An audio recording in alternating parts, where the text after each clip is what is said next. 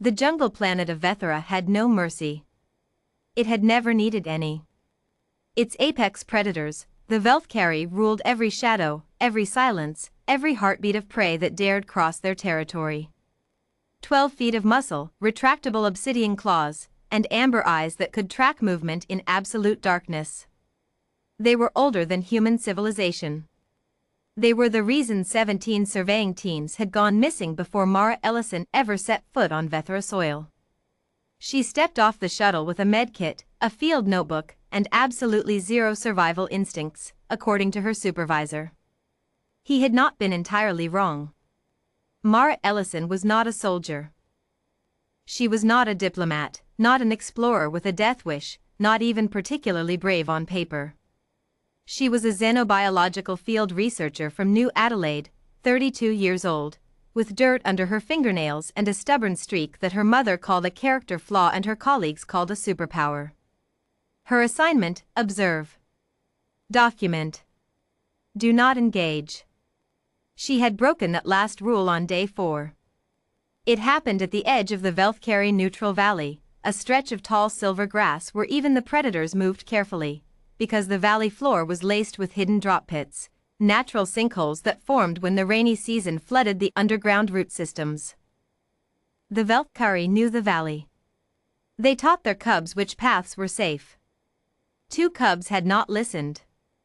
Mara heard them before she saw them, a sound halfway between a falcon's shriek and a cat's yowl, desperate and small. She pushed through the silver grass and found 2 Velthcari cubs, barely larger than earth leopards, sunk chest-deep in a mud pit sinkhole. Their claws tore at the edges uselessly. Every struggle pulled them deeper. The rational choice was to back away. Velthcari mothers did not forgive witnesses to their cubs' vulnerability. Mara dropped to her stomach and crawled forward. She used her field rope, her own belt, and 45 minutes of terrified, quiet negotiation with 2 creatures who could have taken her hand off at the wrist. She spoke to them the entire time, not because she thought they understood her words, but because she had read that consistent, calm vocalization could reduce stress responses in large felines. She kept her movements slow. She kept her voice low. She pulled. The first cub came free with a sucking sound and immediately bit her jacket sleeve hard enough to puncture the fabric. She kept pulling. The second cub was heavier and more panicked, and at one point it raked its rear claws across her forearm in pure reflex. Blood. Real blood. She hissed through her teeth, held on, and kept pulling. Both cubs were out in 43 minutes. They bolted immediately, streaks of dark-spotted gold vanishing into the silver grass. Mara sat in the mud, bleeding from her forearm, jacket destroyed, and realized she could hear something behind her. She turned slowly. The mother was there. 800 pounds of Velthcari female, close enough that Mara could see the individual guard hairs rising along her spine. Her amber eyes were fixed on Mara with an expression that no xenobiologist had ever been close enough to classify. Mara did not run. Running triggered the chase reflex. Every field manual agreed on that. Instead, she held her bleeding arm out slightly, not as a gesture, just because it was hurting and she wasn't thinking entirely clearly, and she said, quietly, "They're okay." Both of them got out. The Velthcari mother stood motionless for 7 seconds. Then she turned and walked into the grass after her cubs. Mara exhaled for what felt like the first time in an hour. Word traveled on Vethera in ways that no human had ever quite understood. The Velthcari had no radio, no digital network, no written record. What they had was something the xenosociologists called territorial memory, a distributed awareness passed through scent trails, vocalizations at frequencies humans couldn't easily hear, and the physical territory markings that every Velthcari read the way humans read posted signs. By the next morning, Mara's camp had been circled. Not attacked. Circled. Scent marked at measured intervals, the markings that the research team's Velthcari linguist, one of only 3 in the galaxy, identified with some difficulty as something close to acknowledged presence under protection. The research team's security officer wanted to evacuate immediately. Mara said no. Over the following 6 weeks, she documented what no human researcher had ever documented: deliberate, non-aggressive Velthcari proximity to a human. The same mother, she named her in her notes simply as V1, appeared at the edge of camp on 17 separate occasions. Never closer than 40 meters. Never threatening. Simply present, watching, in the particular way that apex predators watched things they had decided were worth watching.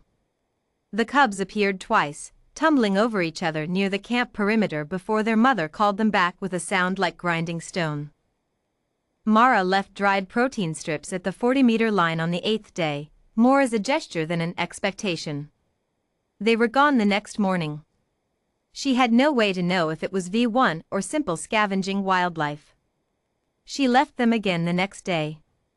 And the next.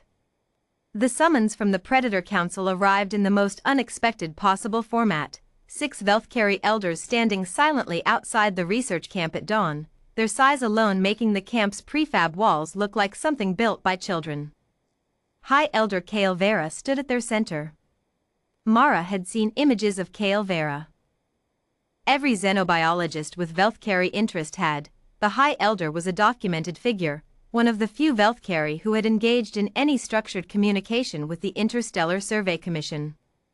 He was ancient by Velthcari reckoning, his spotted coat faded to silver at the muzzle, his frame still massive but carrying the particular stillness of a creature that had nothing left to prove.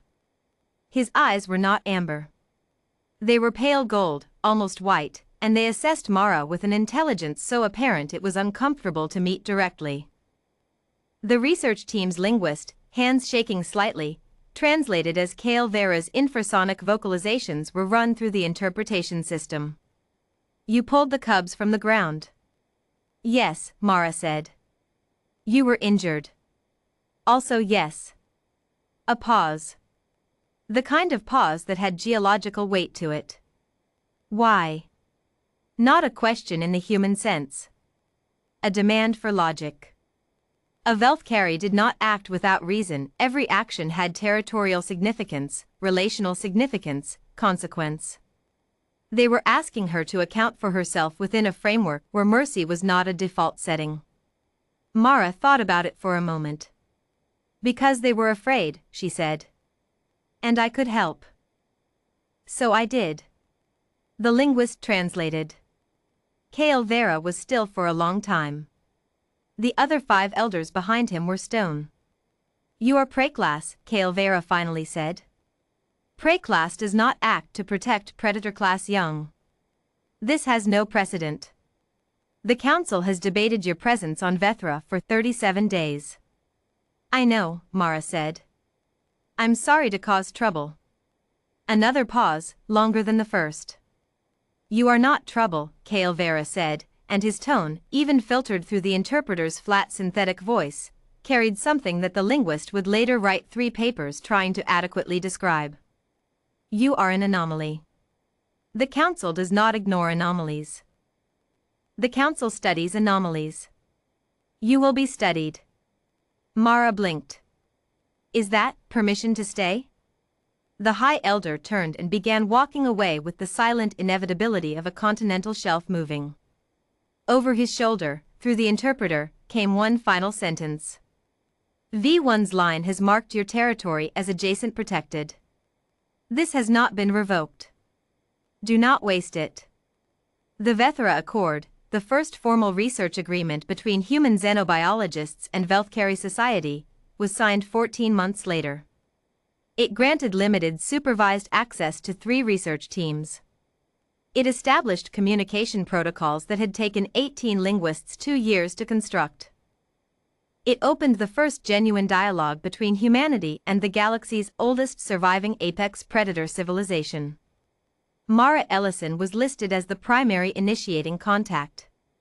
Her field notes from week 1 still existed in the ISC archive. The entry for day 4, written in her own handwriting, muddy and slightly blood-stained at the corner, read: 2 cubs in a sinkhole. Used rope and belt. Both recovered. Forearm lacerated, not deep. Cubs ran immediately, good sign, healthy stress response. Mother appeared post-extraction. Did not attack. Note for follow-up. Study whether extended calm vocalization during the extraction contributed to reduced aggression response, or whether outcome was simply luck. Probably luck. Either way, they got out.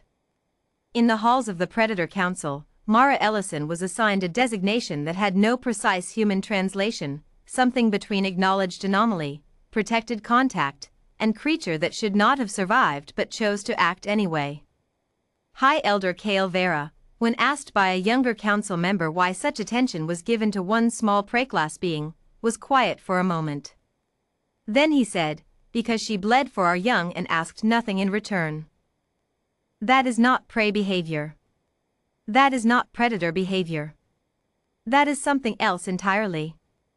And in 30,000 years, we have not encountered it before. He paused. We intend to understand it.